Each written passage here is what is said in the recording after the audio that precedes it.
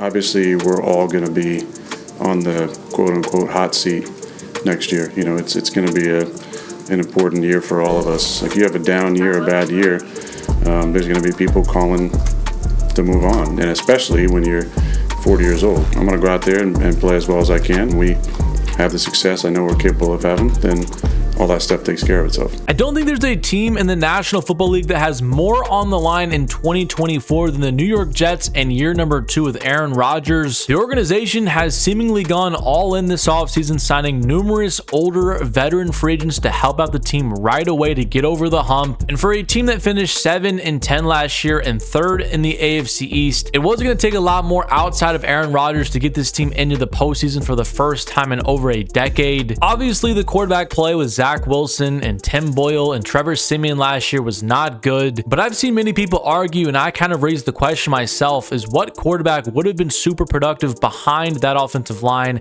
having that play calling and only having really one good wide receiver in Garrett Wilson last year. I think it's fair to say the quarterback situation made the offense worse than it actually was, but it was clear from the first drive of the Jets this season when Rodgers did tear his Achilles that the offensive line was going to be super problematic all year long. And I've been at the mindset that if Rodgers did not get hurt in week number 1, it was only a matter of time before the hits continued to pile up and he would face some major injuries at some point during the season just because of how poor the line was up front. And that is something I want to touch on a little bit, is Aaron Rodgers and his return this year for the Jets. At this point, I don't know exactly how to feel about him returning this year and what to really expect. Rodgers is obviously a top 10 quarterback of all time, probably higher if we're being honest, but there's not a lot of precedent for a quarterback that's over 40 years old to come back from a major injury and still play at an elite level. There's really only been one quarterback ever to perform into his 40s, and that was Tom Brady, who, you know, is the GOAT, who also doesn't have to rely on his athleticism and extending plays like Rodgers has become famously known for doing. So that's going to be something super fascinating to watch, is how Rodgers' movement is impacted by this injury and if his play style has to be adapted whatsoever. I mean, his arm talent will still be there. He showed it off during his recovery for his Achilles in practice or even pregame warmups, but I do wonder now if his play style is going to have to adapt to being a strict pocket passer and not somebody who's spinning around behind the pocket, launching a ball down the field like we saw him do to Devontae Adams in his prime over and over again. But based off of the offseason moves the Jets organization has made, they've put in a lot of effort to ensure that they have a brick wall up front for Rodgers, where they create an environment good enough where he does not have to play off script or make things happen outside of the confines of the pocket. One of their first moves was getting veteran offensive lineman John Simpson from the Baltimore Ravens on a 2-year, $18 million contract. He started all 19 games for Baltimore at left guard last year, and the Ravens are always known as a bruising, tough, physical offense. So I do think Simpson will be a solid addition, and at the very minimum, someone that they can rely on to start every single game. Then they went out and traded for another Ravens offensive lineman, getting veteran right tackle Morgan Moses for a 4th-round pick swap and a 6th-round pick. Moses at 33 years old is not the same player he was a couple of years ago, but again, somebody that can step in and be a solid answer at that position, and somebody that's only missed 3 games in the last 9 years. So again, somebody that the Jets can count on to be there on Sundays. And their biggest addition this offseason was bringing in all-pro left tackle Tyron Smith from the Dallas Cowboys. Smith is kind of the opposite of Simpson and Moses, and that he's an elite player when he's on the field. The issue though is he has not played a full season since 2015, and now at the age of 33, you can't really expect that trend to change. So more likely than not, Tyron Smith will give you around 10 to 13 elite games, and then hopefully you have an insurance plan at left tackle to step in when Tyron Smith inevitably misses a couple of games. So the offensive line has gotten numerous upgrades with their 2nd-year player in Joe Tippmann. He will be starting at center next year, and Elijah Vera Tucker is coming back from an Achilles injury, but he is a very good player. He will be playing right guard and has the versatility to slide out to tackle in case of emergency. So the offensive line looks a lot better than it did last year, but another position group on offense that needed a lot of help this offseason was also the wide receiver core. Pretty much in most games last season, it was Garrett Wilson and then not really anybody else making plays, and the Jets also addressed that, signing Mike Williams away from the Los Angeles Chargers on a 1-year deal. Williams, who is 30 years old, has been known as one of the best contested catch receivers in the sport, but similarly to Tyron Smith, he seems to be always banged up and has not played a full season since 2018. So another guy that when he's on the field, he will be a solid wide receiver too. 2, but he's yet another guy where it's a 50-50 chance if he is going to be in the lineup any given Sunday. And coming off of an ACL injury, it's to be seen how he recovers from that. And defensively, the Jets will basically be the same as they were last year, just one major change in terms of their pass rush. They let their leading sacker from a year ago and Bryce Huff leave, and he actually signed with the Philadelphia Eagles. Huff had a career year last year with 10 sacks and 21 quarterback hits, but he has been seen more as a guy that's a situational pass rusher, not a guy that can play all 3 downs. And when the Eagles offered him $51 million,